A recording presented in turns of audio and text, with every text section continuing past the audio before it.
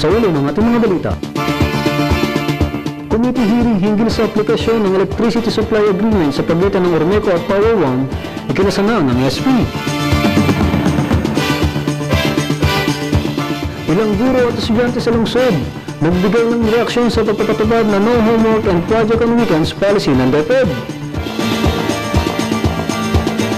Unveiling ng Oriental Mindoro Marine Protected Area Network signage at turnover ceremony ng equipments para sa bantay dagat na lalawigan.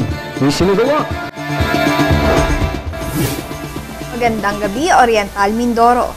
Ika-21 sa buwan ng Setyembre taong 2010. Ito po ang TVNet Newsline.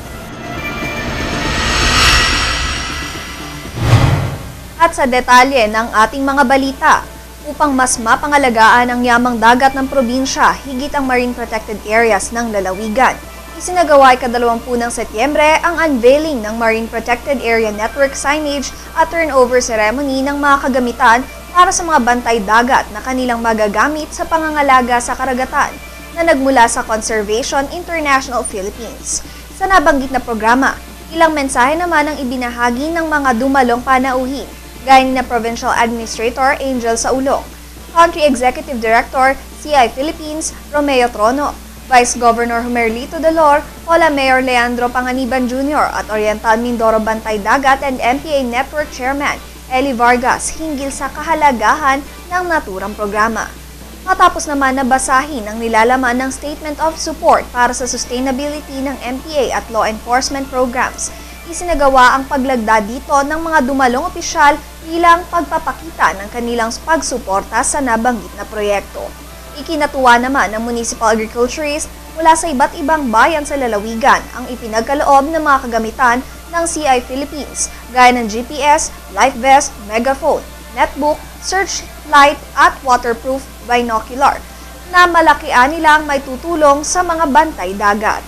Samantalang maliban sa mga pinagkaloob na kagamitan, 2 patrol boat ang nakatakdang ibigay ng CI sa Provincial Agriculture na kanilang magagamit sa pagroronda sa karagatan upang higit na magampanan ang pagbabantay laban sa mapang-abusong mangingisda gaya ng illegal fishing.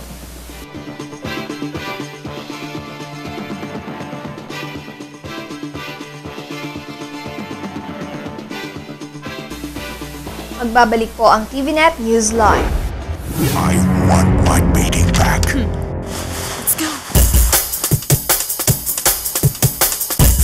Door.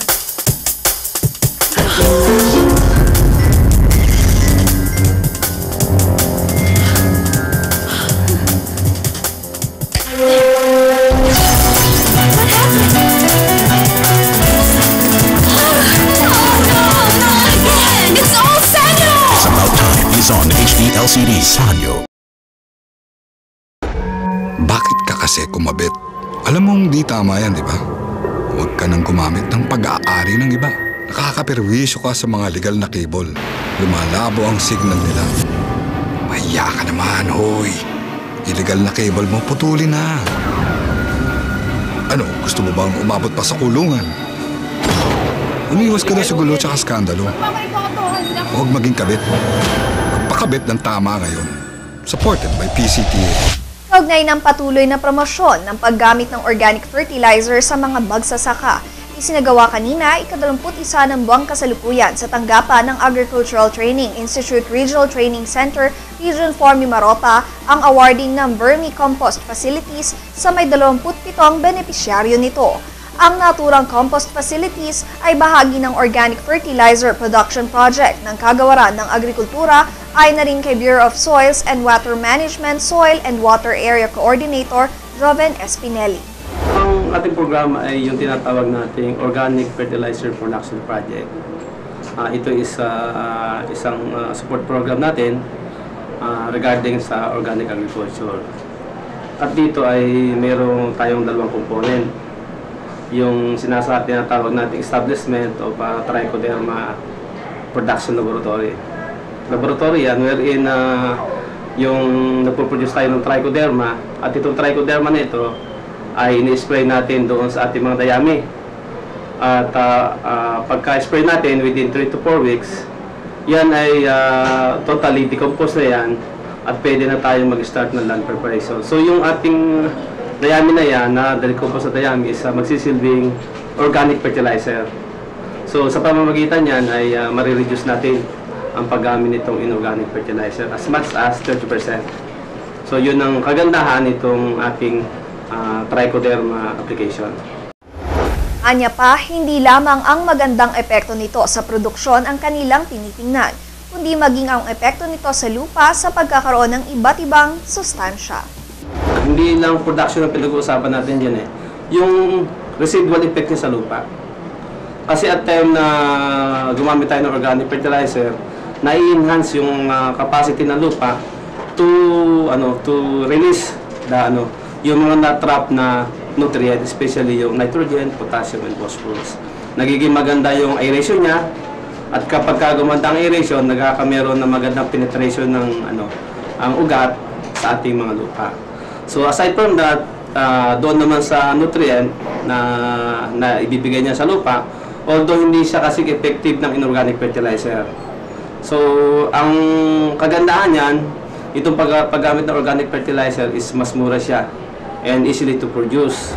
Bago naman tuluyang ipagkaloob ang composting facilities na binuo ng shredder, 2 vermi tea brewer, 3 vermi bed at 15 kilo ng African Nightcrawler. Isang uri ng bulate ay binigyan muna ng seminar at hands-on training ang mga benepisyaryo.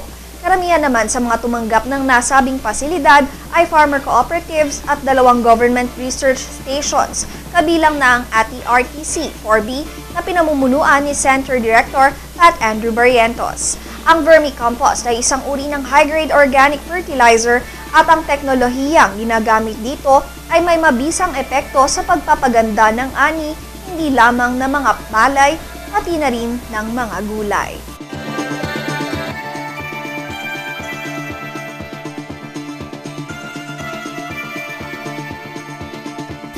Samantala, sa layuning patuloy na makatulong sa mga mangingisda, tuloy-tuloy ang operasyon ng tilapia hatchery ng Bureau of Fisheries and Aquatic Resources Region 4B sa Barangay Barcenaga, Bayan ng Nauhan.